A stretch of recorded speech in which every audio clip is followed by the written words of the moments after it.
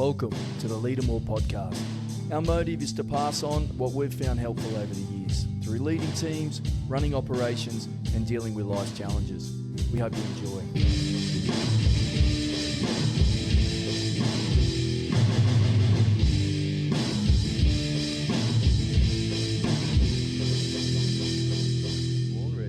Welcome back, Trav. No, I appreciate you having me. Mate. Is this just wondering, second time you've re-invited somebody back, or? Yeah, it is. Yeah. Well, you invited yourself back. That is true. I do that often. I definitely did invite myself back. More than welcome, man. It's a pleasure to have you back. Yeah, it's It's good. about 9 months ago. You've been busy over the last, I suppose, since we chatted. Yeah. Full child delivered. Yeah, four kids now. I don't know what I'm going to do. I have no idea. I can tell you one thing I'm going to do: not have any more kids. That'll be us done. Oh, crazy. 4. 3's bad enough. 4, I don't know. Yeah, I don't know either, but we'll see what happens. So we're talking why kids should play team sport. Your idea. You Yeah. wanted to speak about this. Talk to me. Why? Well, I think one thing I think it's obviously, dealing with kids, and I deal a lot with that stuff. I think the thing that sparked this idea was, and I brought it to you, is I deal with a lot of adults, and I'm sure you deal with a lot of adults, right? And most of my members are adults, and the people that I've worked with for the past 6-7 years are adults, yes? And you can tell right away if they ever played team sports. Yeah. And so then it kind of sparks things like there's a whole bunch of characteristics that we need to be successful in life and skills that we need to be successful in life. Not only just like mentally, physically, health-wise, etc., that we're just missing out on. And I do think that this topic of like kids these days aren't playing sports enough. And there's things that we're missing. And so I just thought that it'd be a good idea to just dive on into it and just, see if we can help a couple parents make that choice. Yeah, Do you know what I mean? I love it. Like, we're going to talk about the obvious stuff, right? The Right. physical things. And I think it might be a good starting point. Like, Yeah. what you find when you have kids. So you have anywhere between what? 12. Yeah, 12 years old at the moment is probably the youngest that we go. Yeah. Yeah, 12 to 16. Yeah. And then we have obviously the older kids, 16 to 18, that are coming in at the moment too. And you're teaching them the fundamentals. And the thing that comes to mind for me is, like, I think back when I was, I'm a little bit older than you, so just we had push bikes, right? Now it's e-bikes, Yeah. and Yeah. just simple things like that.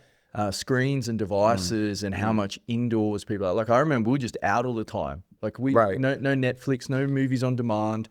It was like you had your stack of VHSs and you'd watch them, right? And that's all you had, Right. So then like what you're talking about is the physical side of sports, right? Is like nowadays, because of the things and the tools that they have, right? Like you said, the e-bikes, we don't go outside. Kids don't go play at the park. You know what I mean? Like, that's not what happens no more because of the screens and the stuff inside. It limits it, yeah. Yeah, where are they going to get their physical activity from? So like, that's obviously the easy reasons to talk about playing sports, is understanding your body awareness. The fundamentals of some, like, squats, pushes, pulls, all those Yes. sort of things that you do probably running around in the yard or strengthening up your legs and so forth. Even things as simple as like falling down. Yeah. Do you know what I mean? Like, kids nowadays fall down like timbers, like, right? Like, they don't fall down enough because they're not running around playing. Like, how many times did you fall down as a kid, scrape your knee? Yeah. It's like, that happens all the time, but we don't have that no more. So kids, we're missing out on even something as simple as that. So then when they're 35 years old, they fall down, it's serious. We're breaking hips at 40 years old. It's like, that's not good. Do you know what I mean? So I think that the physical side of things, that's obviously the number one reason why we should be playing sports. And that's probably what, should be on a billboard. It's like, play sports, physical health. We talk about that. Yeah. But there are deeper reasons. There are definitely deeper reasons. Well, what are they for you then? Well, I mean, life skills, right? That's what it is. So I think obviously the easy ones that we talk about, when it comes to playing sports is, discipline, right? So I asked a couple of friends at the gym what would be the reasons why they would have their kids play sports, and discipline is one of them, and that's necessary. Consistency, handling rejection, and the teamwork, following instructions. Those are simple skills that we can expand heaps on. You get that. The easiest way that you can teach that to kids is through sports, right?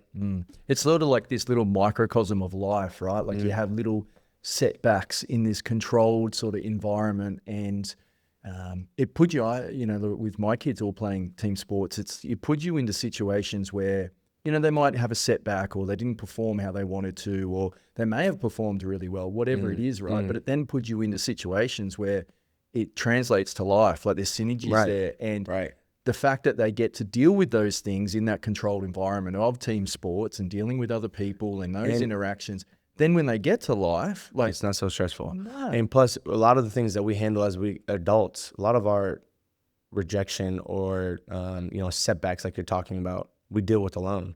But when you play in a team sport, I'm not alone. All right. If I lost the game on Saturday, I have 18 other brothers that lost it too. Do you know what I mean? Yeah. We all handle rejection now.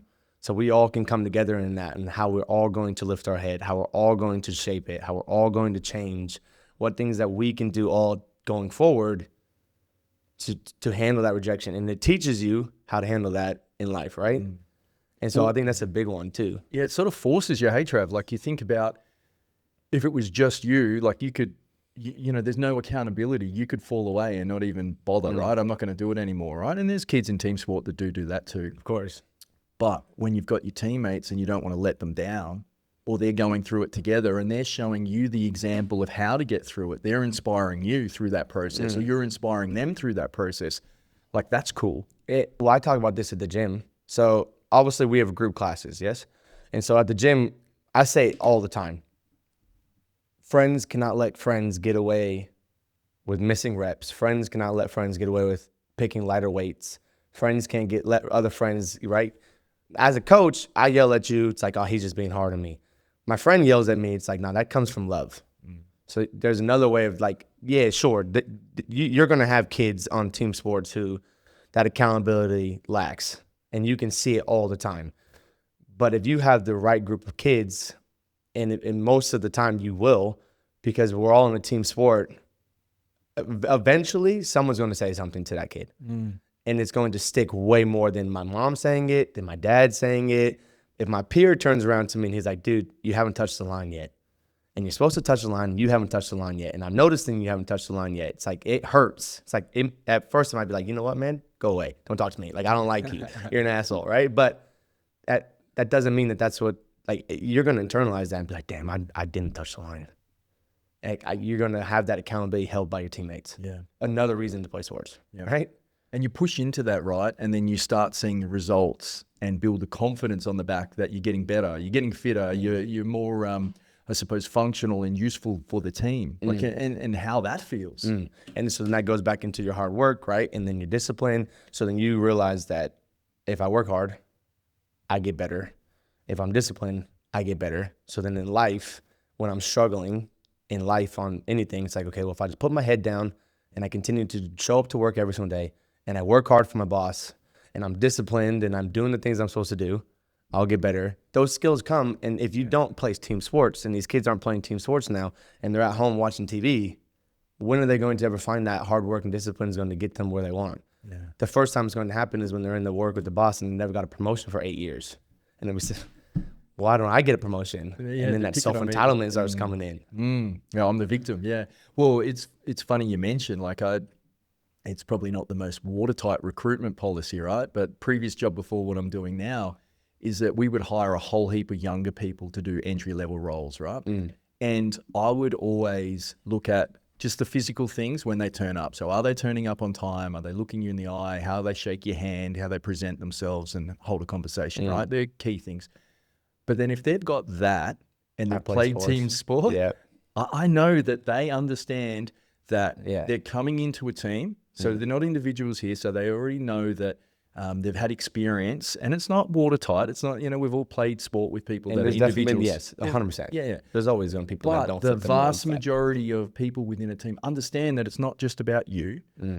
You have to collaborate and work and communicate well with people, be mindful of other people's opinions and ideas and backgrounds. You know that they understand what being a team player is already. And the thing for you, right, like as someone who's hiring, right? So this is great. This is what we're talking about for what these kids need.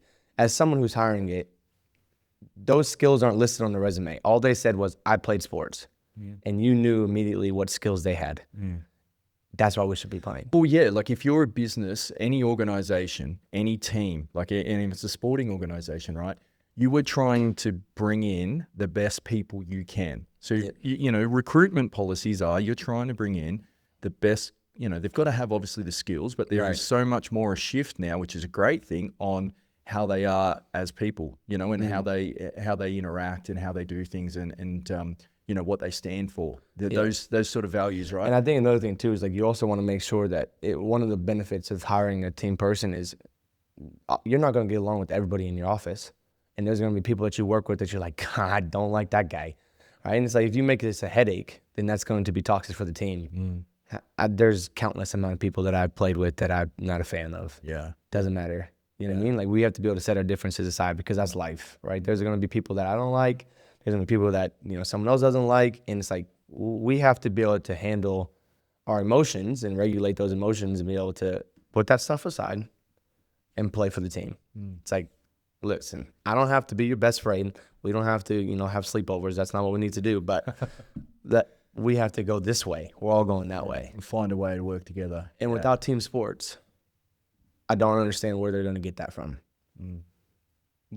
That's the biggest reason why I'm saying this. Is like it without team sports, I don't see where they're going to find that ability to handle others without, you know, causing scenes, without making disruptions. Like, how are you going to be able to set that stuff aside if you've never been put in a situation where if I don't do that, then we won't be successful as a team. Do you know what I mean? Yeah, I do. And look, you think about a kid growing up and their development. Obviously, there's, you know, the schooling system and education systems, right? But you probably think about it, and not that there's not team aspects of it, because you're a class and there's an element of team there. But it's very much about individuals learning in their own pace and what they're doing, right? It's not so much as a collective, we've got one goal. Yeah. It's, hey, as a student, I've got a goal that I need to be educated. I need to be passed, yes. But it's not necessarily a collective, right? It's similar, same goals, and each will have different paces, but it's, it's different. And, well, I think, and then at school levels too, like maybe, you know, when my parents were in school, there was a lot more accountability by the teachers on mannerisms. There was a lot more accountability on behavior. There was a lot more accountability, right? Teachers were able to actually discipline children. And then at home, you would get the same thing. So, you know, at home, you would get the same exact thing from my parents were very hard on them. And so then that point is maybe they were finding that ability to work together as a team, to set your differences aside, to be respectful, to have manners, etc., because they were having it at school and at home. But now you look at the school system now, and it's like, teachers can't discipline kids. Yeah, tough job. Like, we can't, we have to swallow our pride in everything. Jimmy gets to do whatever Jimmy wants. You know, it's not my place. And then mom and dads, they don't have time. So most of them are probably working. So then they're not even aware of what Jimmy's doing at school, or care, maybe, which is probably even worse. So when Jimmy comes home, everyone wants a break from everybody. So nobody's fighting nobody. And that's the problem that we're having, is like, now we have a whole bunch of Jimmys running around that lack of mannerisms, lack of emotional regulation, and that stuff's happening. So the school systems were failing that too. Well, you know, having a sporting outlet for kids, like, you know, you would have been a pretty hyperactive kid, I'm guessing, right, growing up. Very much. So, like, there's that element there of, imagine, you know, your mum just wanting you to run and get rid of some energy, right? So, which is a good thing. And if kids are on screens and they're not out and about doing things as much, well, they need that even more these days, right? So there's that element of it. But there's also too that carrot of, hey, well, you know, like, you enjoy playing sport, you don't want to let your team down, but you need to be able to nail your education. You need to be able to do these different things to enable you to do this sport that you enjoy, right? And then you have a leader, a coach, that figure that can support and make sure that you're there for the team and understand that you've got to follow those directions as well, which is that other voice that can support a parent or a teacher. Right? So speaking on, you know, moms, and my mom was one of them. So I was always an angry kid. So I was, you know, not that I have a temper or anything like that, and I've never lost it at all, Granny. You've never seen me lose anyways. But obviously her biggest thing was like, okay, well, he needs to get rid of energy. He needs to do all those things. But another thing that it teaches you, right, and we could talk about this now, is, okay, freedom. right now, kids have way too much. And maybe we're not going outside, so they might not have freedom on wherever they're allowed to go like we did when we were growing up. Like I had a lot of freedom. Like you can go wherever you want, just make sure you're back before that light goes on. And we know that, the street light. But now you go on that internet and you can go anywhere and see anything and do anything and watch other people. And you have all this freedom and this access to knowledge and this access to information. There's no rules and regulation on it for a lot of these kids. Their freedom, it's too much. And they're sitting on their butt while they're experiencing it, right? Yeah, it's too much. And so one of the benefits of playing sports is like, I don't have freedom. Like my kids at the moment, they don't have freedom. From the moment my kids get home from school to the moment they go to sleep, they're scheduled. They have places to go, right? Like soccer practice, netball practice. They're going to an event. They have to make sure they have dinner. They have to brush their teeth. They have to do their homework. And then after that, it's bedtime. There's no freedom. They don't know anything other than time management. That's the only thing they know. Yeah. Is like, so then at that point, when do they ever have time to worry about anything other than myself and my time management skills and me working towards a goal of playing a sport, school, making sure the house is clean, making sure the house is tidy, right? Helping out the family. Well, if they've got idle time, right? Say, for instance, Yeah, idle time. They're not playing sport and they come home from school, they're going to fill that time one way or another, right? Yeah. And depending upon ages, it's like screens and devices and all that sort of stuff. Boyfriends, right?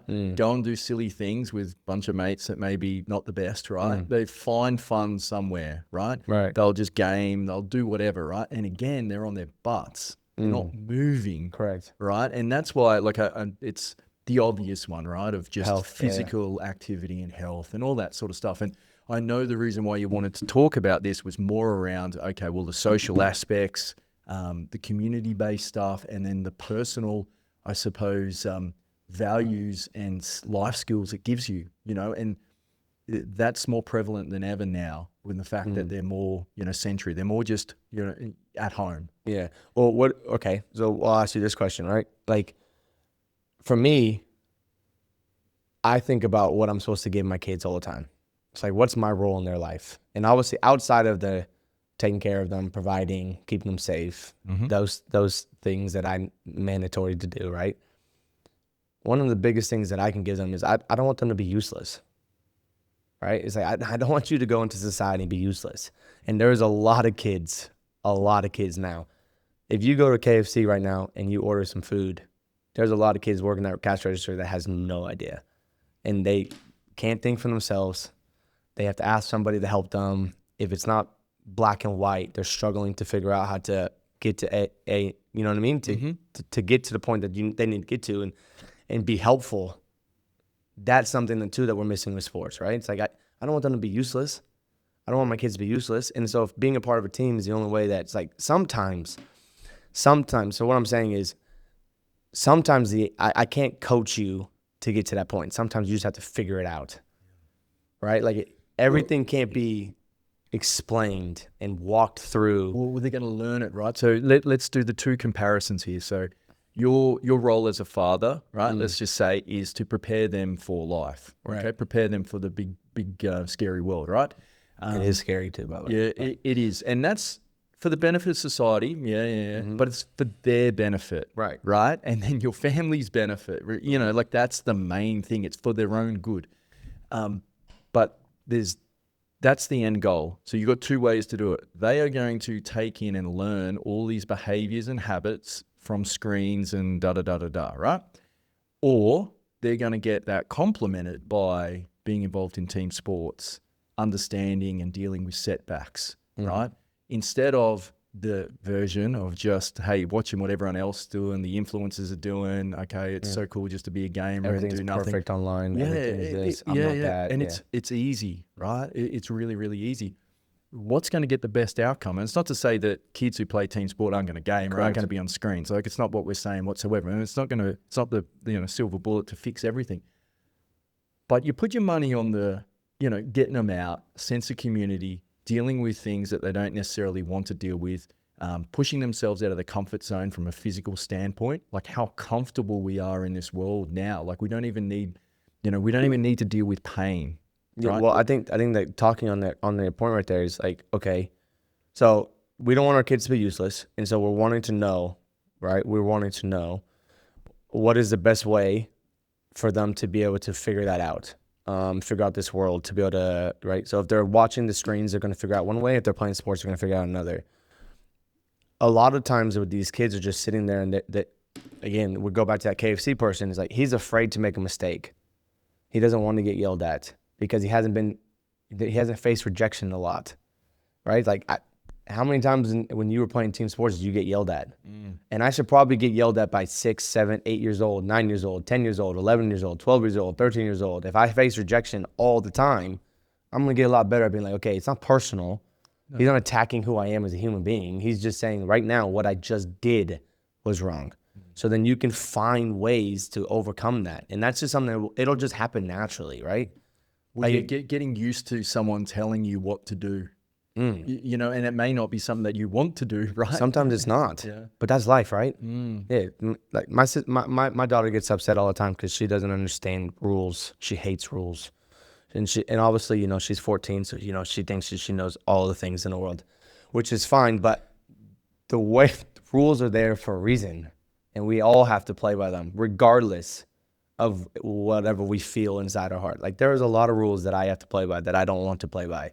Like, I wish that I could play my music as loud as I want, but unfortunately, I run a gym in the middle of a neighborhood. Can't play your music as loud as you want. I don't like the rule, but I have to play by them. Yeah. So there's another reason for team sports. Well, that's the environment you're preparing them for. Is that there are rules, there's boundaries, there's rules in every single sport that you play, and you can't just run somebody over in netball. So you have to play by the rules, controlled, centered. So it's like, yeah, I don't like the rule. Sure, I would like some physical contact, but you can't do that. So then you have to play by the rules. And if we don't have team sports and we don't have rules at home, which I'm not saying that, you know, kids who don't play team sports don't have parents at home that have rules. I'm sure they do, but they're going to get that restriction way less. And restriction, we are all underneath. As we get older, there's nothing but restriction. Responsibility. There's nothing but, right? There are things that you have to do regardless of how you feel. And that's something too, is like when we talk about team sports, it's like the only way that I can learn how to handle that, get used to that, is get used to that, not handle that. It's probably better, is by playing team sports. Yeah, no, it's a good point. Talk to me more about what your so members in your community said. Because, you know, like obviously you've got people from all different walks of life, parents, you know, why they got their kids. They would have played team sports themselves. But like, what were some sort of key things there that they should have mentioned? There's a whole bunch of mixed backgrounds from people coming from all different avenues. I got principals, I got Army people, everything. I have an Army man. I'm not even going to try to begin to explain his job because I don't understand it. So anyways, he works in the Army.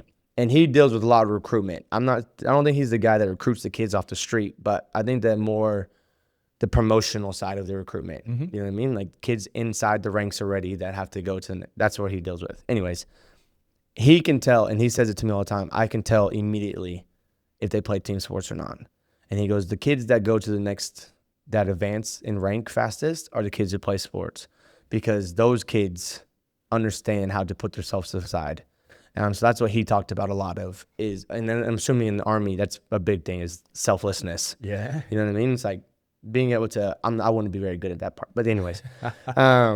So he talks about that. I had a principal also talk about it. So she's a principal at school, and her biggest one is emotional regulation. Okay. For herself, yeah? Or for kids? That's because she's a principal at elementary school. And I'm assuming, right, that is a primary school nightmare of what did you say? Primary school. Yeah, that one. Elementary school. Fuck, American. Anyways, so primary school, and emotional regulation is a big one. Obviously, especially for boys, right? You can't just have emotional outbursts all the time. When else are you going to learn that? The best way to learn that is in a team sport. It's like, yeah, you're allowed to be angry, but you have to be controlled. So you can't just be a tipping time bomb and then blow up and lose your cool. And we had this happen on the weekend with South Perth. Do you know what I mean? Where we just lost our head, and everyone's emotionally outbursting and everyone's running around. And then what happens? Well, tries get let in. Yeah. You know, we get scored on. We knock the ball on, and that happens all the time. sports is the best way to be like, I have to center myself, control, take a deep breath. That emotional regulation is a big one that she talked about. And so I think that one was interesting. Sense of belonging. Yeah, I like this. Yeah.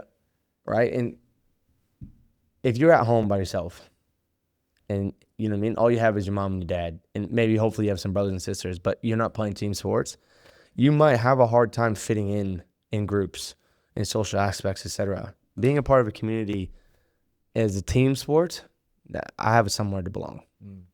Well, the other aspect of it too, when you think about it from a kid's point of view, let's just say there's, I don't know the percentages, and I reckon it's probably more in the fact that kids don't like school as much, right? But let's say 50% of people like the schooling environment, both socially and academically, right? They enjoy it, right? They get You're talking about kids? Kids. Yeah. They get a lot out of it, right? The other 50%, hey, socially I'm a bit awkward, or hey, academically I don't like sitting down learning in this way. If that's all they've got, that sense of belonging is just, I go to school. That's all I do. That's all I do. And if that's not working the greatest, and you don't have anything else that's light in your life, what do you got? Like when I was growing up, like I remember we moved from Brisbane to Perth when I was 15 or 16. So year 10, Dad was working in mining, so we moved over for him, right? The whole family moved across. Worst thing in the world that could ever happen to a 15 or 16-year-old kid. You're away from your friends, and they play some weird sport over here, and right? at that point, right, 15, 16 years old, the friend groups that you have, you think is going to last you for life too. So it would have been just gutting. Yeah. So I hated school. I didn't want to fit in. I didn't like it. And that was on me, you know, like I wasn't, but the thing that got me is that we found rugby league over here, and it was like a home away from home, and that was really great, and that was working, and that counteracted the fact that, hey, school sucks for me. You know, I don't like that. But hey, this is cool in my life. That got me through. If it was just that negative of school, you know, who knows? Else you have? Well, yeah, what happens to a kid? This is part of the reason why the gaming community is blown up, right? Just Mm-hmm. because these kids that don't fit in at school, don't play team sports, they have to have somewhere to go. And so like that team sport is like, yeah, sure, gaming community is great, but I don't know if you've ever been on a gaming community. It's toxic as hell, right? Which I'm not saying that team sports is not toxic as hell, because it is. But you're going to have somebody in that team. Yeah, well, it's a little bit different, right, virtually compared to in person, right? Like how we interact is a little bit different, right? Yeah. That's cool. What else? Compassion and patience. Compassion and patience. Patience is probably the one that I would talk about more. Compassion is not something that I have a lot of, but that's probably more, I need to look at that psychologically. That's probably more my childhood. But patience. Patience with others? I think patience with others, patience with yourself, patience with the team sport, patience with life. You know what I mean? And it's like, I can relate to that all the time. My daughter can relate to that. We moved into a new place. This was like 2 years ago. And my daughter was 12 at the time. And she asked me almost every single day, it didn't have a fence. The fence wasn't put up, so the backyard wasn't closed off. Yeah. So, you know, she didn't like that. For whatever reason, it just bothered her. So she asked me every day when the fence was going to get done. There was no purpose for her to have it done. She just wanted it done. It destroyed her. Emotionally, she would be crying. She'd be upset. I want things to be perfect. I want things to be right. Having that patience is hard. And team sports is the ultimate patience tester, which leads me to my favorite quote. One of my favorite quotes. Are you ready? Go. And patience tester, okay? Winning requires everything, and it promises you nothing. And so the question is not, what are you going to do to win? It's what are you willing to do to not lose? Mm-hmm. And so patience is like, man, I might do everything right. I might work, eat, sleep, stretch, study film, everything right, and still lose. Yeah.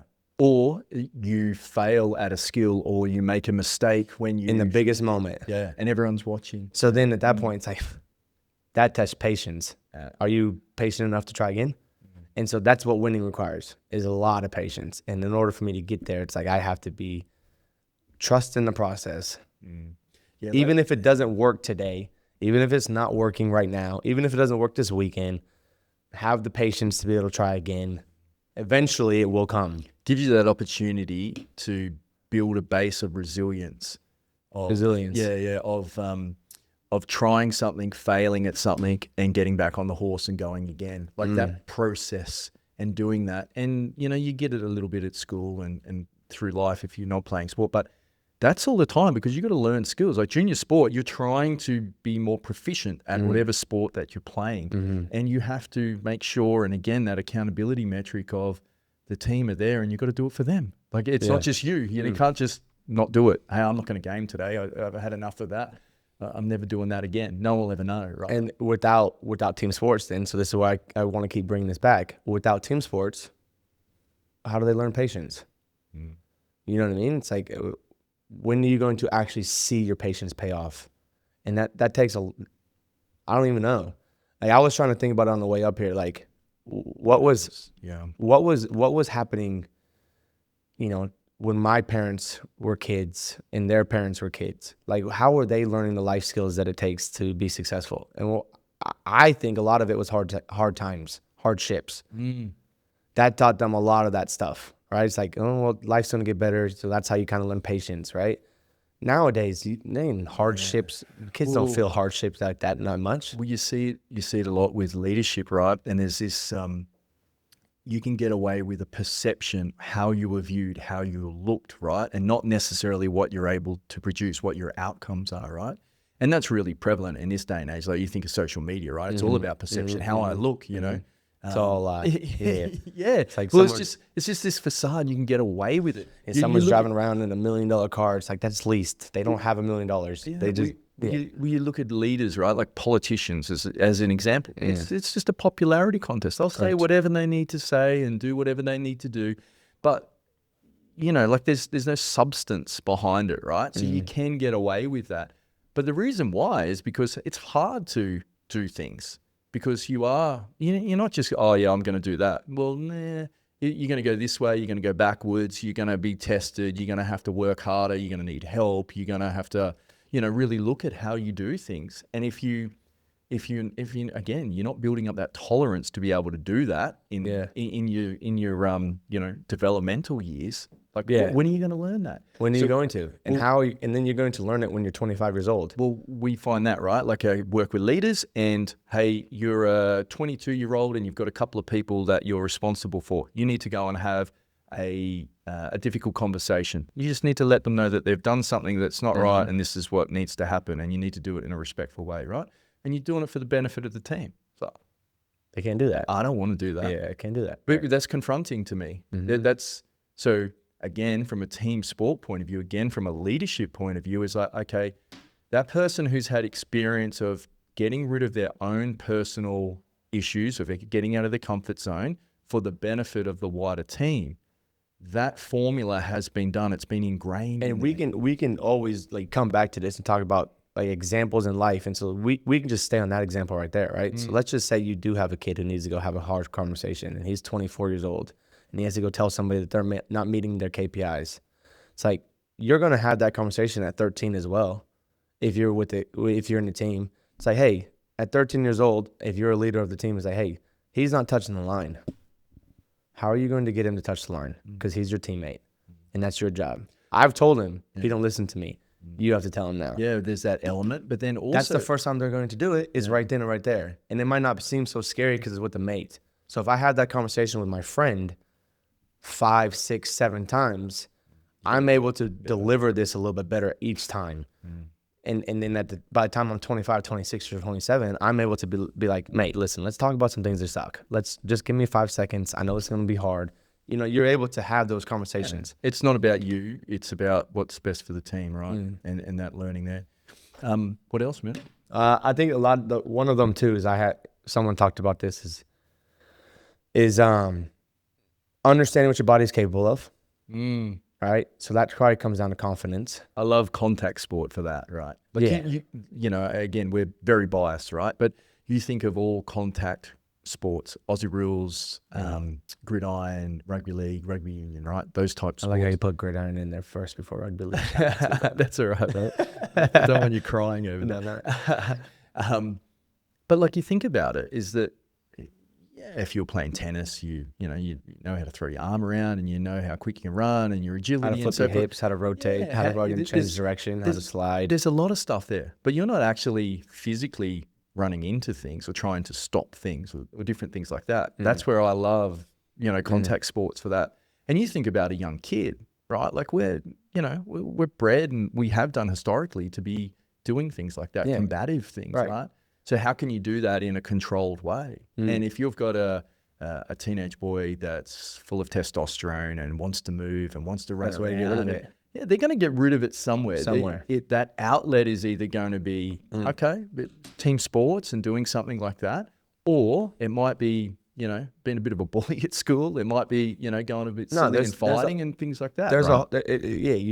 If you look at just a teenage boy and talking about, what your body's capable of, if you don't introduce them to sports, they're going to release energy some way, like you said, and it could be negative or it could be positive.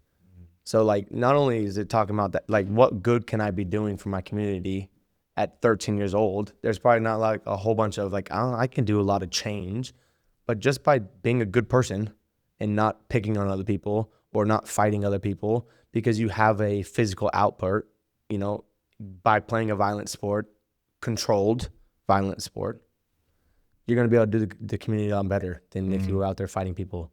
Yeah. You know what I mean? Another one that he talks about too is injuries. And obviously I think it just comes back to the resilience side of things.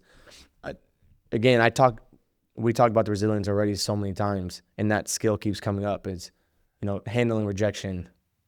But again, I keep bringing this back, and this is why this conversation is so important, is without sport, how else are you going to teach it? And in life, one of the ways that you can learn resilience in life without sport is by getting hurt. It can be doing anything, car crash, right? It can be, someone beats you up, you know what I mean? Like, unfortunately, that could happen, right? Or, something as stupid as you forgot your keys and you jumped over the fence and you landed wrong and you broke your foot, right? Like those things. Who would do that? I don't know. Anyways, but those things happen, right? Where we get hurt. Mm-hmm. Sports, right, gives you a sense of belonging, like we talked about. But working towards, I want to get healthier. I want to get fit again. I want to be able to play again with the team, gives me the positive energy to heal. Without that, that energy becomes, my life sucks. I can't move. I can't do anything. I'm never going to get better. I'm never going to be better. And then that becomes a negative. So then now your healing is going to take longer. And so one of the things that we talk about in the gym, and this person in particular brought this up, is like, I say this all the time, especially if you play sports, but even in life, like, I believe this firmly. It's not a matter of if you get hurt. It's just a matter of when. You're experiencing it more. You're exposed to it more, yeah. You're going to get hurt. Things are going to go wrong. At some point, sometime, whether you play sports or not, you're going to have an injury. How do you handle that injury mentally is going to determine how you handle that, how you heal going forward. And understanding your body more, right? Like, and how it works, and what can I do? What's my rehab process like? Understanding that, what do I need to be, making sure that I'm not getting injured again? What are the things I need to put in place, and understanding all that stuff? Like, I get a lot out of that. Seeing others do that too. Yeah. I like that one too. That people say this to me at the gym all the time, that I'm evil because I like pain. I don't like watching people be in pain. I like watching them endure it. You know what I mean? I like watching people overcome it. It's not that they're physically hurting, but it's then the fact that you can see that they're getting better. Yeah, they push through, they're working towards that resilience to get past it. Yes, and grow. Right. And that happens all the time. Yeah, 100%. So yeah, I think that does a lot of the easy ones and a lot of those easy skills that we talked about. So one of my favorite, harder to grasp concepts though, and this might be more for those kids who are trying to go to the next level, I expose, but I talked about it. Anytime you have a goal, work, in the house, as a family, as a husband, any goal, you have to have intent. And I think that the definition of intent, right, is something that we don't learn. I don't know how you're going to learn without sports. And so one of the things that's like, we live in this world of getting through it. That's what a lot of people do. I just get through the day. I just get through work. I just get through dinner. I just get through sleep. I just get through practice. I just get through training. But if you are just getting through it, then you're never going to get anything out of it. Well, it's a negative thing, isn't it? Yeah. Intent. And you learn intent by, if I'm going to chase something, then I have to set out with intent. At the moment, I'm training all of our people for High Rocks at the moment. So you're going to have a race pace, something that you're trying to achieve. If you do not have a goal, sub 70, sub 75, sub 80, right, in terms of minutes taken to complete the High Rocks, to run that goal, you're going to have to run at a certain pace. That's just a fact. And there's nothing that I can do or you can do or anything that's going to change it. Nobody's going to help you. You have to run at that pace. So you have to train with intent to run at that pace, which means that your training has to be at race pace. So then in order for you to be successful, you have to have intent. So when you are running, you have to be running with that pace in mind. Do you know what I'm saying? But if you set out for a 1,500 meter run and you run it at 1,500 meters and you just get through it, you didn't get better. You just ran 1,500 meters for the sake of running 1,500 meters. If you run at race pace with the intent to hit this, does that make sense what I'm saying? It does. 100%, yeah. And without sports, when are you going to learn that? Then from there, you're going to be running while you never get promotions. It's like, yeah, well, you show up to work with zero intent. It's like, well, when I showed up at work, the very first time that I was working at RBT, right, result-based training before they closed down, we had an intent of 200 members. That's all we talked about. So then my intent when I showed up every single day was I'm going to find people somewhere, somehow, whether it's looking at old leads, Facebook advertising, messaging people, or maintaining the people that I have, the 20-day challenge that we were running. Like I have intent. I'm going to attack these people and make them believe that I can get them where they want to be because I can with intent. So then, of course, what do you think happened? Yeah. We got to 200 people. Well, yeah, and even if you didn't get to 200 people, say you got to 180, well, it's more than what you would have got if you didn't have that intent, right? So, and then that comes down to, okay, well, is it winning or is it the development, right? And this is the big thing that we're talking about with kids and why they should. It's the development. It's not all about winning. Yeah, winning's cool. It's we should talk about this. Yeah. Well, it's important.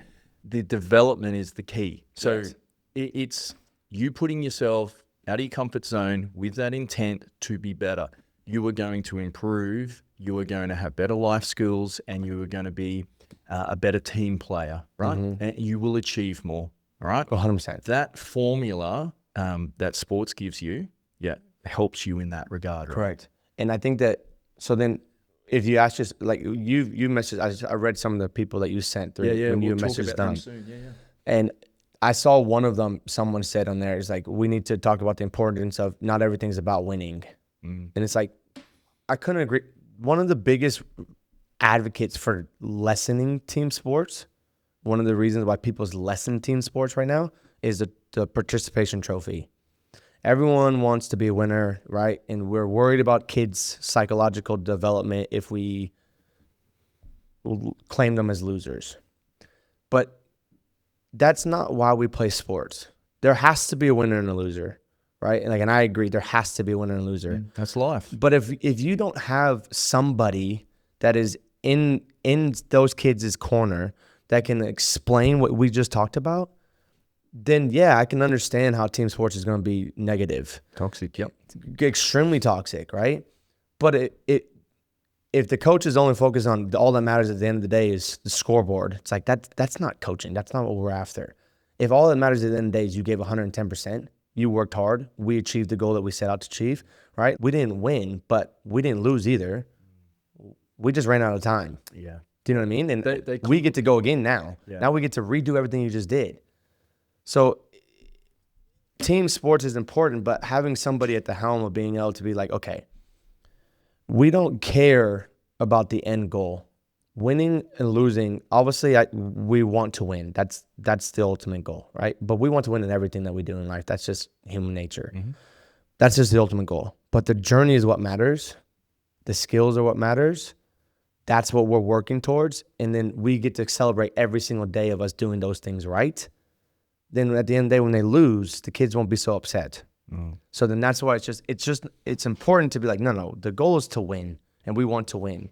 But that's the ultimate goal, the end one. It's the pieces before that matter. They complement each other. And if you have participation trophies for everyone, well, then that takes away that goal that will drive that intent to be better, right? If no matter what I do, Dad, I won. So why do I have to work hard? Yeah, I just get it anyway, right? Yeah. So there's that element of it. But then also too, like you think about hiring someone, right? Or someone that you'd be your child being proud of. Is it you'd be more proud of them if they were in a team that always won every grand final, they were a super talented team, they really didn't have to push themselves out of their comfort zone, they were winners, right? Compared to, hey, they didn't win a grand final, but they turned up, they tried their asses off all the time. Yeah. They pushed out of their comfort zone. They helped each other. They stuck tight when things weren't going well. Who are you going to be more proud of, or who are you going to hire? Like that person, 100%. And it's nothing to do with winning. Yeah. It's about that intent. It's about the journey that they just went on and how they dealt with the resilience that they just dealt with. Because that's life. That's life. It's like, we don't want a trust fund baby. Like anybody who just inherited, I have the ultimate stacked team. It's like, okay. Yeah, it's easy. Good for you, you won. But that's not the point. That's not what we're here playing sports for. We're not playing sports to win the trophy at the end of the season. We're playing sports for these skills. Yeah. And if we win the trophy at the end of the season, great. That's the difference. And if we can change that outlooking, then it'll come back to schools. It'll come back to the focuses on the kids at the beginning level. You know, it's like my daughter, we talk about this all the time. She's 6 years old and she's just now playing soccer. They haven't won. Okay, and listen, my daughter, I don't know. We'll figure out if she has that athletic, but it doesn't matter. I don't care about any of that. And I tell her that all the time. I say, baby, what are we focused on? And she's like, effort and attitude, Dad. Effort and attitude. It's like, that's great, babe. Be a good teammate. Be a good person. Try really hard. Those are the three things that I care about. If you score a goal, babe, sweet. If you don't score goals, babe, sweet. Did you try hard? Were you a good person? Were you a good teammate? High five. Yeah. Well, right? It's a good point, right? That's why we're playing team sports. As a parent, I've got a kid that's just not good at sport. Yeah. Doesn't matter. Doesn't matter. You know, when you think about it, it's about them getting better. It's about them, you know, in being in that environment. I don't care if my kid's the best athlete on the team. I do care, though, if my kid tries the hardest on the team. I do care if my kid stays back and picks up the cones when the coaches ask them to. I do care if my kid is going to be respectful to, the coach. I do care how my kid treats the teammates, because those things matter in life. Yeah. Being good at sports, I mean, look, it helped me a lot in life, but I'm not sure if it was the end goal. I'm not sure if it did anything other than just give me the skills to be a good person. That's you know what I mean? So we don't play sports to win. I play sports and I put my kids in sports because I want them to have skills to be successful. No, 100%, mate. I'm just harder to grasp. Just looking at some of the messages that sent out. Send it to people who have played junior team sports, right, and now adults, right, and got them to think back. Okay, well, what is it from junior sports that you use now, and what do you think it gave you in your life that you live by now? So, Timmy Noble, we both know. One benefit I found is that you learn about your fellow teammates and understand their backgrounds, cultures, religions, etc. And none of that matters because you all have to play as a team unit. It breaks barriers and breaks down barriers and people who wouldn't normally hang out and give someone the time of day and force to communicate and pretty much develop common ground, which is sport.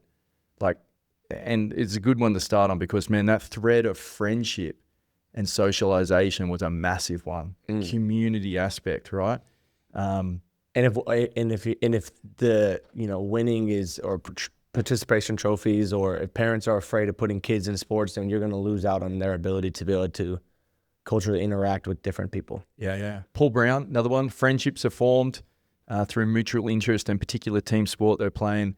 Often, if it starts, say, at under 8s or under 10s, they often stick together as a group for many years as they progress through the age groups from special bonds, sometimes out of school groups, which is important for their development. He's busy doing a transaction, Mr. Stockbroker, but I'll add to it later. Sense of belonging, eh? Yeah. Sense of belonging happening. I'm 8 years old. the only person that I've really been hanging out with for the first 7 years of my life is my mom and my dad, maybe my grandparents or cousins if I'm lucky. Now I have a different circle. I have a different place to just be me. Yeah. Yep. Corbin Daniels, friendships that last a lifetime, chance to experience traveling the world playing sport, chance to get paid money for playing a sport you love, teaches you how to operate with others under adversity. Adversity, yeah, big one, which is good. Yeah. I think that brings us to another one of those skills is handling adversity and working under pressure is another one too, right? Like that just comes from a lot of kids, and my daughter is one of them. So I'll just tell a story. We're working on numbers at the moment, so before and after numbers. So let's just say 49. What's the number before 49? What's the number after 49? For whatever reason, those 50s, 60s, 70s, 80s are giving her trouble. Yeah. But if I asked her to count from 40 to 50, she can count from 40 to 50. But if you ask her to just pick out one, that working under pressure stuff starts to become stressful. And I can see it happening to her where it's like, she'll just be like, okay, she has the number 49. And I'm like, all right, what comes before it? She's like, okay, 48, 49, 50. Beautiful, babe. Good counting. So what number came before? 50. What? What just happened? What just happened in your brain? Oh, I don't, 51, 54, 57, 60. That pressure of me asking that question becomes a lot. Okay, well, how can I help her? I'm not pressuring her. I can change maybe my questioning and all that stuff. But if I keep her in soccer, she's going to have pressure in soccer. She'll get better with handling this. She'll get better with having to meet those expectations. She'll get better with being, in a high pressure situation. She'll get exposed to that more. And by the time she's 10, 12, 13 years old, pressure's not so stressful anymore. That confidence that you get from that, right? And again, that sort of formula of learning a skill under no pressure, learning a skill then while you're moving, then doing it in competition, and doing it against harder competition, doing it when you're tired and fatigued. Right? You think about all that and the fact that those different levels that you can tick the box when you get to it. It's like, geez, I can't even do it in the game, but I can do it at training.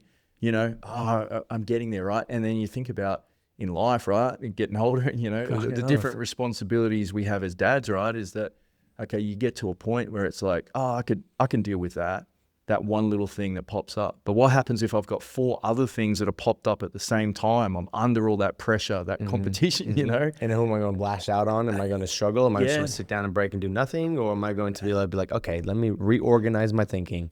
What comes first? Things that I've done in the past that handle got me results. Right? Yeah. And, okay, so let's talk about one of those ways that I do it from playing sports. And the only way I learned how to do this is like, okay, if I have a whole bunch of list of priorities and things I have to do, it's like, well, sometimes I need to reschedule them based off of the importance. But how do you learn that skill of that time management so it's not so overwhelming? It's like, well, one job at a time. It's like I can't worry about scoring the try if we're trying to get out of the end zone or out of our goal line, right? It's like, okay, we have 5 tackles here. Take the first 2 carries, kick chase, build pressure, right? So one step at a time, one focus at a time, deal with one thing at a time. You know what I mean? It's like how many times in our life is like, well, we put in the game situation where it's like everything is going wrong. And it's like, we need to change this. We need to change our defense. We need to change our attack. We need to change it. But we can't do that. One step. First thing, get one stop. Second thing, get to your kick. Third thing, get off the line. Force an error.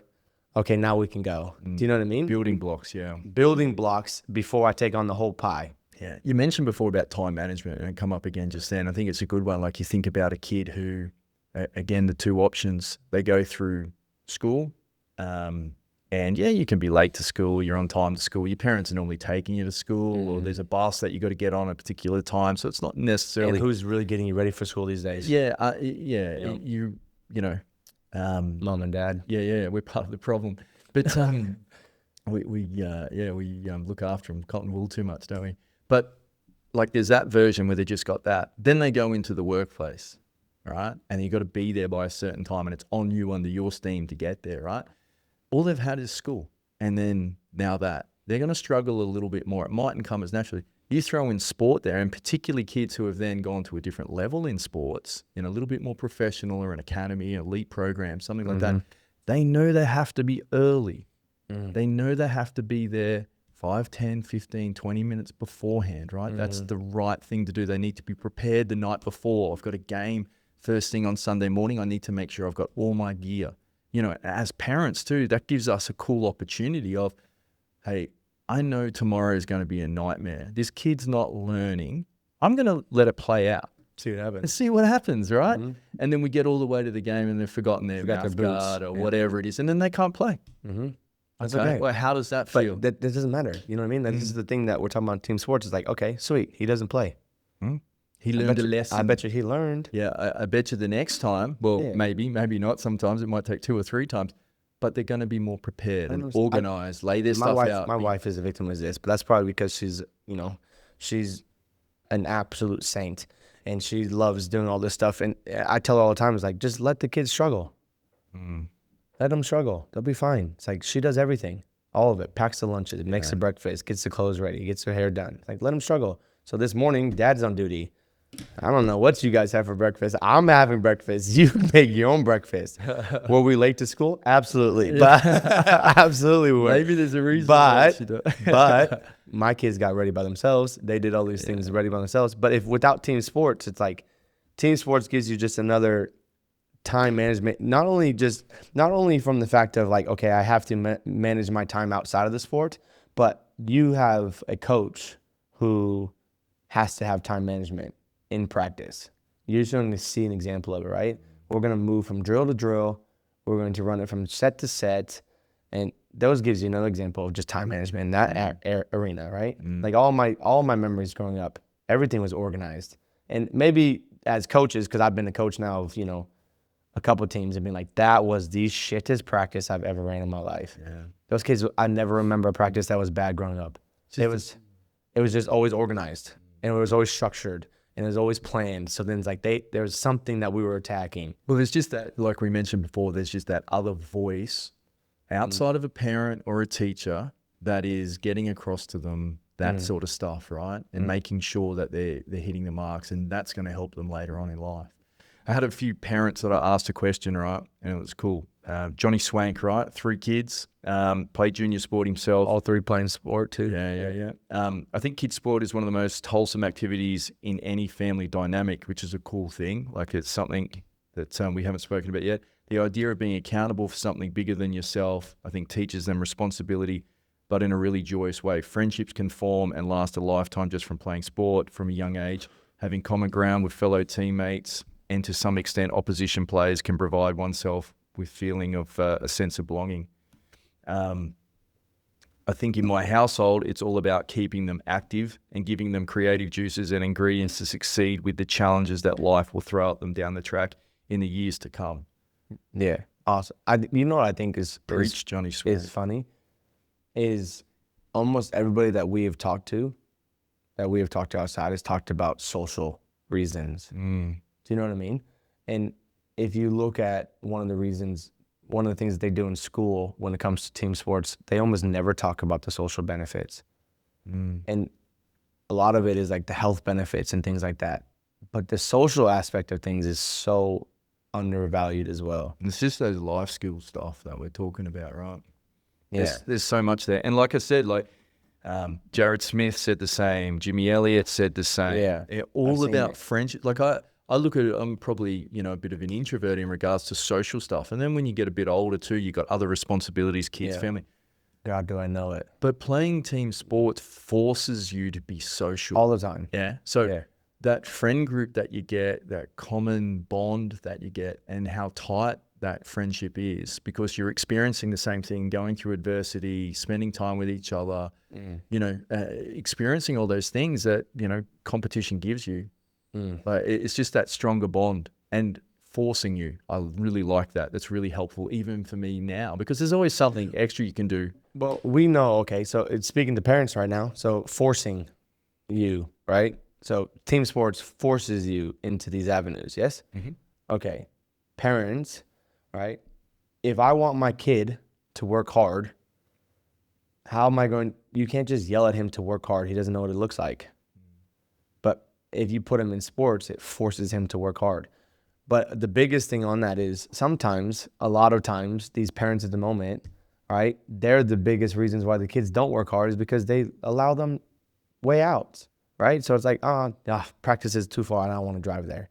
So I'm not going to take you to get to practice, et cetera, right? So it forces parents as well when they're in the team sport. It's like, God, I have to. My wife runs from one soccer field to the one netball to the horses on a Saturday. I guarantee you she does not want to. Yeah. But kids are in sports. It forces her. Well, and then they all have to be in somewhere. So then she's doing it. It's a good point to make because you do notice school holidays when team sports aren't playing and how much extra time you have, right? Like we talk about, one of the downsides of team sports as a parent.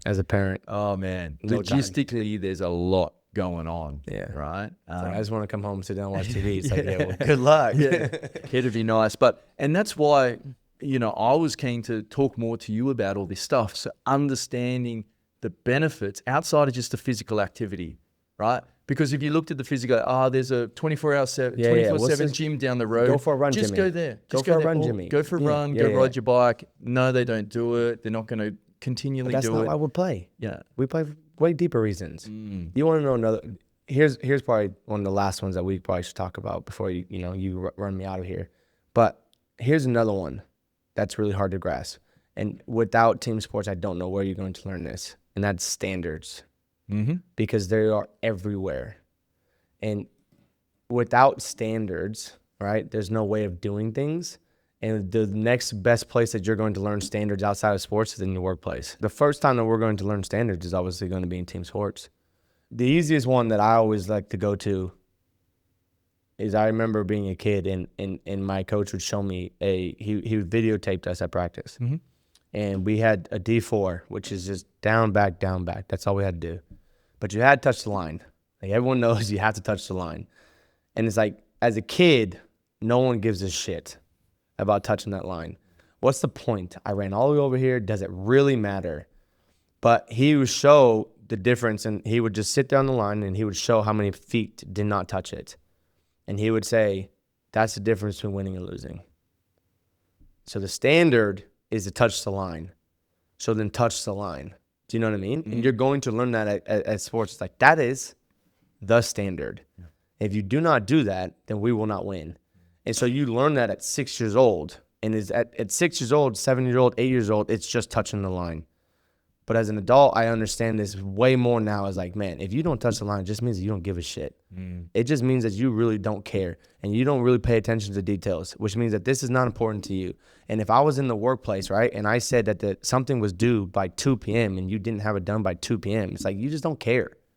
Like, that's just the way it is. Like, standards are going to be set. Yeah, it looks like that you don't care, which is essentially is what it is. But it's just that habit or behavior that you used to, right? Is that's how I operate. That's what I've learned, done for years and years and years, right? But no, like that stuff is really important. Probably the last couple of messages I want to mention, and one just about, from a mother about her son. I'll find it here.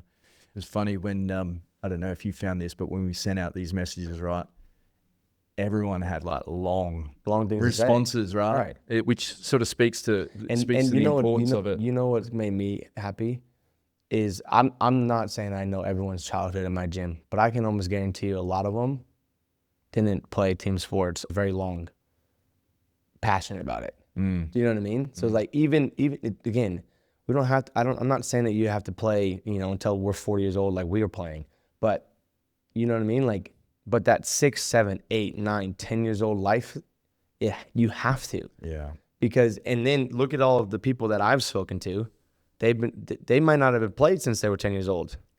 All those skills, it's still there. Yeah. Mate, this one, Megan Lynch, she was talking about sometimes in a team sport you have a bad coach. In life, that can help you deal with a bad manager at work, and the resilience and getting through that. Like that's you don't want to have bad coaches, right? And it's probably one of the most prevalent things on why kids leave team sport is because they don't get along with the coach, right? Yeah. And you don't want, someone abusing your kid by any means, right? But hey, everyone's different and have a different way of approaching things and getting things across, right? And exposing yourself to that and getting through it compared to not, and then experiencing But that. a question to add to that as well is like, how would you know if he's bad if he never had another good one? Yeah.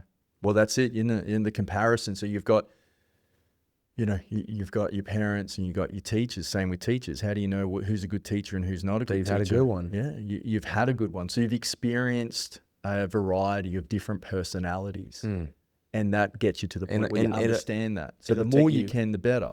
And it'll take you into life. So then it's like, okay, well, this is where sports is massive. It's like, okay, even if my coach is, not a fan, or I don't like my coach, it's like, well, am I willing to set my own personal opinions aside to do what's best for the team? Even if he doesn't know what's best for the team, or she doesn't know what's best for the team, doesn't really matter at this point. It's like, am I going to continue to stick to the processes the standards that we have set? Am I going to do the things that I'm supposed to do? Am I going to still be a team person? Am I still going to keep my team morale high? It's like, you can step into those situations where they're negative, and if you didn't play team sports, it's like, oh, well, we're just screwed because he sucks or she sucks, and that's just the end of it. But my daughter deals with this at the moment. She doesn't like one of her development coaches, right, for netball, and she doesn't like her at all. The attitude that my daughter gives her, if I could, you know what I mean? Like, golly, my kid. Anyways, we talk about this all the time. Doesn't matter. The only thing that you can do is control yourself. You cannot control your coach. Control how you handle situations. Control the effort that you put in. Control what you take out of things. Control how you handle yourself. But she's 12 years old or 14 years old right now, having to deal with that. By the time that she's 20 years old, dealing with bad coaches, when she's in an office and there's a bad, manager, etc., she'll still be able to be employable. And she'll be able to make a good impression in that workspace because she'll be able to handle it by then. Hopefully at that point she loses the attitude, but, we're not sure. But, At the very least, it's not going to be as confronting. She's again, there's been these little drip feeds of dealing with that. And it's a great point. One of the things that I deal with athletes a lot and leaders a lot as well is that I have a goal, right? And I want to get to that goal, whatever that is, right? Mm-hmm. But then I have, whether it's a coach, a teacher, a line manager, right? And my focus goes away from my goal and goes to them because I don't like them. I'm not aligned with them. Yeah. They're not doing the right job. In the end, what suffers? Me.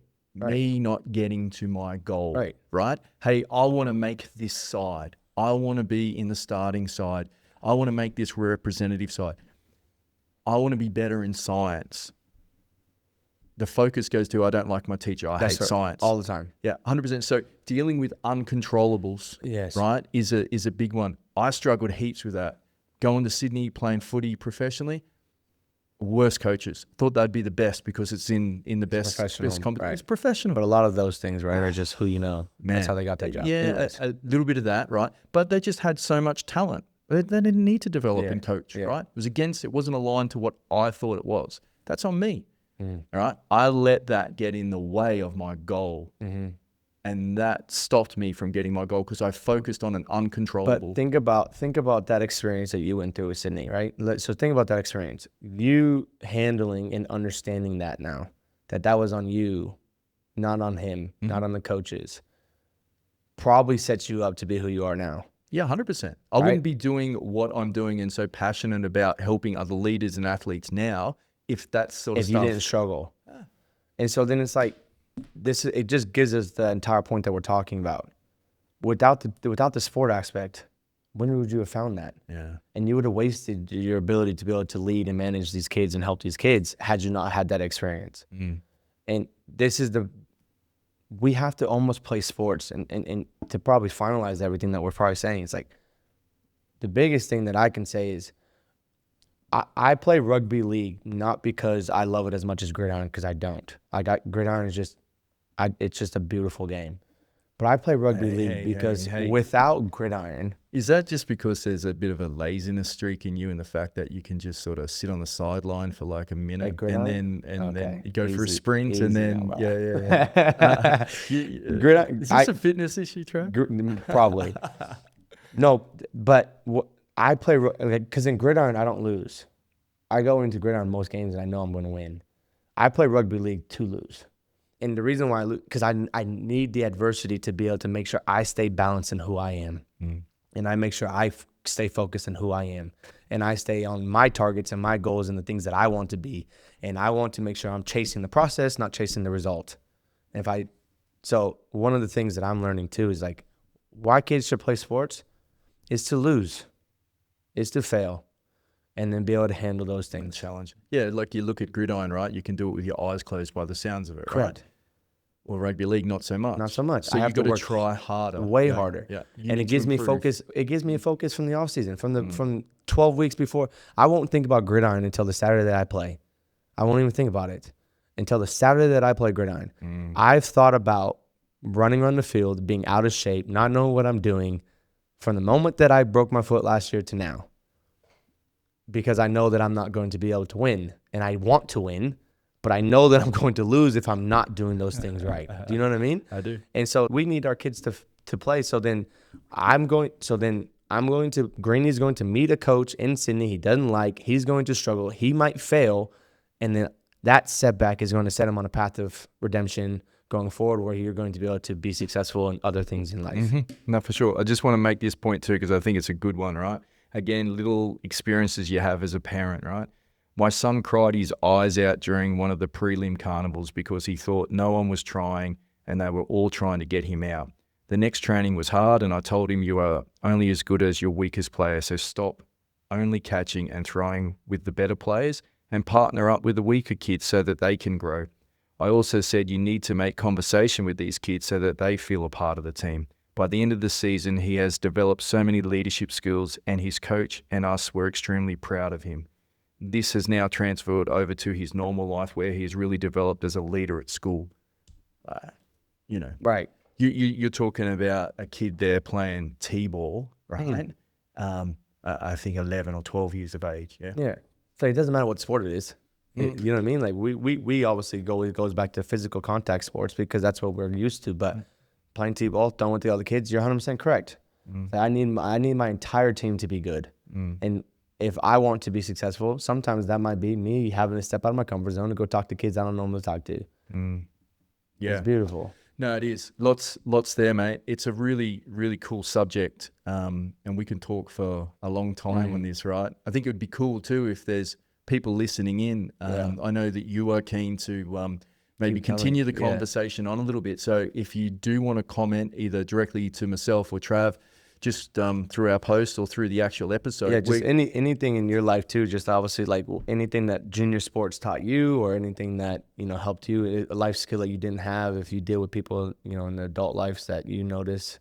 Yeah. No, something that we're both passionate about, and like we said, it's more so just to keep the conversation going, and to whether we reply just through social media or whether we do another episode or whatever it is, mate. But there's so many benefits, not only just for a kid physically, but those life skills that flow on into workplace, relationships, dealing with life and all the challenges that it throws you. It's a massive one, man. And like I said, hopefully the goal, right, of the whole podcast is moms, dads, if you were ever struggling on the fence of like putting my kid in sports, it's not about physical health or anything like that. It's more. It's deeper than that. Yeah. And it's like any good thing, right? You've got to pay a price. So there is going to be a bit of travel. There's going to be some fuel. Of course. Of course. And that's going to cost a bit at the moment with the way things are. But I think the government do a really good thing, right? That Act, Belong, Commit, I think is awesome. That program, I think. What is this? So it's a government program to get people more involved in sports, right? Just to get them moving, right? I think it is the most successful government social program that they have in regards. It's been going the longest, right? Yeah. But it's act. So you're in it. You're belonging to something, and you're committing to something, right? So like some real key messages, and there's so much more that goes into it. But even something like from a financial point of view, if you haven't got a heap of money, like the state government, if you're a low-income family, you get a $300 voucher for your kid to play any sport that they want, right? And if you look at some sports, some sports are ridiculous. Like my son, basketball, right? And he does especially if you're doing travel ones. Yeah, well, he does all right. So he plays domestic, and he does like state league and all this sort of stuff, right? So we spend, I don't know, with bloody gear and everything, fortune. thousands of dollars, right? It's over $1,000. But like, rugby league, I think it's only $200 odd, right? So out of your $300, you can, pretty much get some gear, some registration, and you get a full season of playing some sport, right? How many weeks do you think it's going to take? 20 weeks in the rugby season? Yeah. 20 weeks, considering practices, plus you got, 2 practices a week, game on Saturday. You're looking at heaps of activity for your kid. Yeah. Opportunities to learn. And then all the benefits that we've just spoken about, outside of the physical outlet that, And then what's going to end up happening, and I can almost guarantee it, is once you put them in for that first 20 weeks and you're worried about the next 22 weeks or 32 weeks, wow, math, the next 32 weeks in the year, right? I can almost guarantee you, once he makes a friend, that friend's doing something else, that'll pull him to something else, to a different sport that he'll want to play with his friends again. Yeah. And so then you'll have sports year round, like all my kids. Yeah. So what ends up happening. Yeah, well, and I think that's the cool thing about the different messages that we sent out is that, people who have played junior sport are now, 20s, 30s, 40s, talking about the friends they made outside of groups that they would never have interacted with. That's all we have. Yeah. Yeah. All in it You together. got 3 places, right? You got fucking work, you got home, and something else. Yeah. That's just the way it goes. So you got 3 places, and it's like, I want my kid to, I got school, I got home, and then my kid to belong somewhere else. Yeah. They're going to go to another third place, and I don't want it to be, a trap house. That's what I don't want. So What's a trap house? I don't know. I don't want my kids to be hanging out at some school, somewhere they shouldn't be. Yeah, gotcha. You know what I mean? So I want them to be in sports. Yeah. Much better place. How's things going, SPARQ Fitness, man? Yeah, all good, bro. Yeah, going no, well? it's good. No, listen, busy as always. Yeah. That's all that really happens. You've been doing lots of stuff, like we mentioned, 12-year-olds to sort of 18-year-olds. Yeah. Rugby I'm league really academies trying to. particularly. I'm really trying to make sure. We talked about this yesterday with actually. I have a pathway program for these kids now, right? Where these kids are 12 to 18 years old, are training outside of sport on Tuesdays and Thursdays, and I'm really trying to grow it. And the thing that we were talking about the parents yesterday was, if this was in the States, everyone would be doing it. You know what I mean? Like, everyone would be doing it, because we understand that it's like, if my kid's not working to get better, he's not going to make the team. You know what I mean? But because we have that, every kid has to play. We talked about this in the last podcast. The outside effort isn't always there, but that's obviously my biggest focus at the moment. Is just, if these kids want to, there's a place for them. The thing that I really like about what you're doing with these kids is that it's sometimes their first experience with lifting a weight, right? Like, you think about kids, and there's some positives to it, right? Like, you think about people, influencers and different things like that, right? Like, kids want to look good, they want to be physically present, and and for a young guy as well, it's a big thing, right? You want to be bigger than you feel, so to speak. Every day of my life, constantly small. But like, that's the cool thing is, like, instead of just sending your kid off to a 24-hour gym, or, hey, I've got some weights in the back, you're actually taking them through in a team environment. They're not just left to their own devices, and you're going through fundamentals. And there's some really great positives in that, making that a really positive experience as their first in a gym environment is a cool thing. And that's got a lot of power that can, pass on to different generations of their kids and so forth, right? Right. Hopefully. And then obviously you educate them on how to move, how to hold tempo, how to control. Then if and when they do grow up to do it on their own, they'll have tools. Yeah. What do you find that is the thing that comes up the most with a kid that hasn't been lifting? What is the functional thing that they need the most help with? If you never lifted weights before and you're playing sports, what ends up happening is your physical development doesn't match your skill level. And so the speed of the game is a lot faster. So then you're moving a lot faster. And injuries happen when I don't have the strength to handle the load that I'm putting my body through. The biggest one is squatting. Like, kids just are baby giraffes.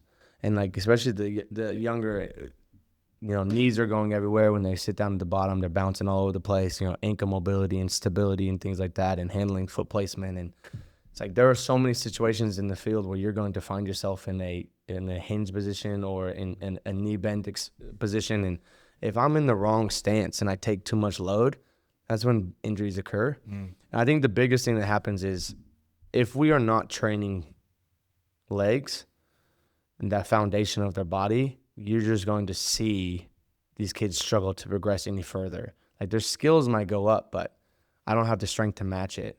And I think that's the biggest thing that I see is like balance in those single leg positions where I'm on one foot. And then obviously in the squatting position, right, where we're just seeing a whole bunch of movement at the bottom when they're in that time and attention position. Yeah. So. And again, if I suppose, like we're saying before, if they're not running around the streets or doing different things like that and being really active in the backyard, they're more on the couch, like there's less opportunity for them to develop those sort of skills, right? So that's probably even more important with what you're doing, right? Yeah, like think about how many times you play tag. You know what I mean? Like running and cutting. Like that's something that is really important. And it's like if I'm not running and cutting, then I'm not growing strength. Before I go and play rugby where I'm running and cutting the whole time. Do you know what I mean? It's that change direction stuff. Yeah. The other cool thing too, that benefit of being involved in a sporting club, right? This community stuff, and you're doing some work as well as I with South Perth Junior Rugby League Club, right? Yeah. They have an academy where they, as part of their registration, they can just do, your 20 weeks, right? Where you get your training twice a week and you get a game, right? That's the base. But they also they can come and see you. So how many sessions have you done with them? Well, we just did,